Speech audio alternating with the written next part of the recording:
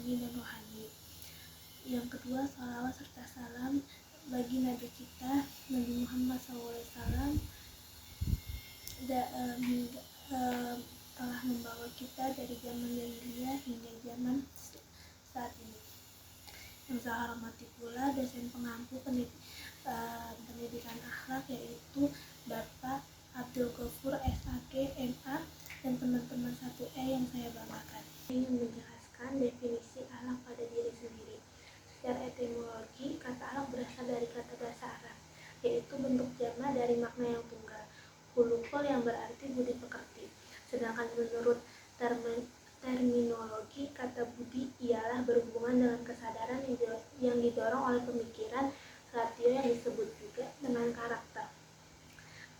Pekertian ialah apa yang terlihat pada manusia yang didorong oleh perasaan hati yang disebut behavior. Jadi budi pekerti adalah perpaduan dari hasil rasio dan rasa yang bermanifestasi pada karsa dan tingkah laku manusia. Yang dimaksud dengan akhlak terhadap diri sendiri adalah sikap seseorang terhadap pribadinya, baik jasmani maupun rohaninya.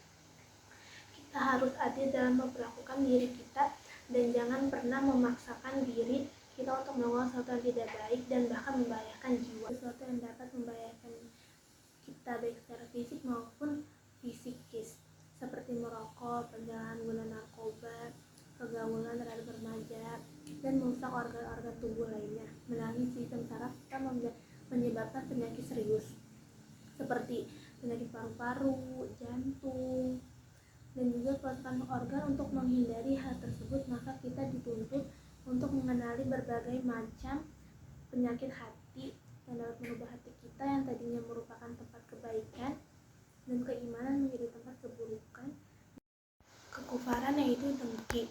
Orang yang pendengki adalah orang yang paling rugi. Ia tidak mendapatkan apapun dari sifat buruknya itu, bahkan pahala kebaikan yang dimilikinya akan terhapus. Macam-macam akhlak pada diri sendiri, yaitu menuntut ilmu, sebagai sabda Nabi Muhammad SAW, barang siapa menempuh satu jalan untuk mendapatkan ilmu, maka Allah akan mempermudahkannya. Yang kedua, itu bekerja keras. Barang siapa yang bekerja keras dan tidak berpangku pada tangan orang lain adalah teladan dari Nabi Muhammad SAW. Bekerja keras yaitu produktif dan kreatif. Di sini saya mau menjelaskan keutamaan akhlak dan macam-macam akhlak, tetapi tidak diklarifikasikan oleh Imam Al-Ghazali, itu bijaksana atau hikmah, berani, sajaah, pemeliharaan diri, ifah, dan keadilan. Keutamaan akhlak tersebut ialah sumber akhlak baik, akhlakul karimah. Jika ada keutamaan lain, yaitu merupakan cabang dari keempat pokok tersebut. Ketika orang melakukan sesuatu berdasarkan pokok keutamaannya tersebut, mereka akan mencapai kedudukan yang tinggi seperti malaikat. Di sini saya ingin menjelaskan definisi sifat rajin, yaitu sifat rajin dalam konteks akhlak kepada diri sendiri adalah kebiasaan, ketekunan, konsisten, dan penuh semangat dan mencapai tujuannya. Tensi diri pada hal yang positif. Rajin merupakan sifat disiplin dan bertanggung jawab untuk menanti kesepakatan. Sifat rajin mencerminkan komitmen seseorang untuk terus berkembang dan mengoptimalkan kemampuannya tanpa bermalas-malasan dan menunda-nunda. Jadi sifat rajin adalah cerminan ketekunan, kedisiplinan seseorang dalam berusaha memperbaiki dirinya. Rajin adalah sifat dasar yang paling penting untuk dimiliki setiap individu. Sifat ini mencerminkan pribadi yang bekerja keras, teliti, gigih, dan disiplin. Rajin dapat diwujudkan dalam berbagai aspek kehidupan, seperti aspek keagamaan, aspek sosial, dan aspek individu. Dalam konteks keagamaan, rajin mencerminkan dalam konsisten menjalankan ibadah, mendalami ajaran agama Islam, berdoa, dan bersedekah, dan melakukan introspeksi diri. Kegiatan-kegiatan ini tidak hanya mendekatkan diri pada Tuhan, tetapi juga membentuk karakter yang lebih baik dalam kehidupan sosial. Rajin diwujudkan melalui kepedulian lingkungan, aktif berkomunikasi dengan orang lain, membangun jaringan relasi, dan menjaga silaturahmi. Kehidupan seluruh sifat rajin adalah kunci untuk meraih kesuksesan dalam berbagai aspek kehidupan. Dengan membiasakan diri untuk selalu rajin, kita dapat meningkatkan produktivitas, membangun karakter yang kuat, dan memberikan kontribusi positif bagi masyarakat. Keutamaan sifat rajin yaitu meningkatkan kualitas diri, kesuksesan dalam berbagai aspek, kesejahteraan mental dan fisik, dan kontribusi positif bagi masyarakat yaitu seperti mendorong inovasi dan menyelesaikan masalah dan menginspirasi orang lain untuk lebih rajin dan produktif. Di sini saya ingin menjelaskan definisi sifat hemat. Hidup hemat adalah prinsip utama dalam memenuhi kebutuhan hidup secara berhati-hati dan bijak. Menurut Jubaidi, hemat adalah penggunaan segala sesuatu termasuk harta, waktu, dan tenaga secara tepat dan sesuai kebutuhannya, tidak kurang maupun tidak lebih. Dari pemahaman tersebut, hidup hemat dapat disimpulkan sebagai upaya untuk mengurangi pengeluaran yang berlebihan dengan memperhitungkan kebutuhan yang sesungguhnya. Konsep hemat menurut Jubaidi yaitu mencakup lebih dari sekedar uang. Hemat juga berarti bijak dalam menggunakan sumber data lainnya seperti tenaga dan waktu. Dalam pengelolaan harta, kita perlu memprioritaskan kebutuhan, menghindari pemborosan, dan menggunakan harta secara bertanggung jawab. Keutamaan sifat hemat yaitu 1. Menghindari pemborosan dan menjaga keseimbangan. 2. Membedakan kebutuhan dan keinginan kita sendiri. 3. Menghargai dan memanfaatkan waktu dan tenaga kerja. 4. Menumbuhkan sikap tanggung jawab dan perencanaan. 5. Menjadi teladan dan inspirasi bagi orang lain.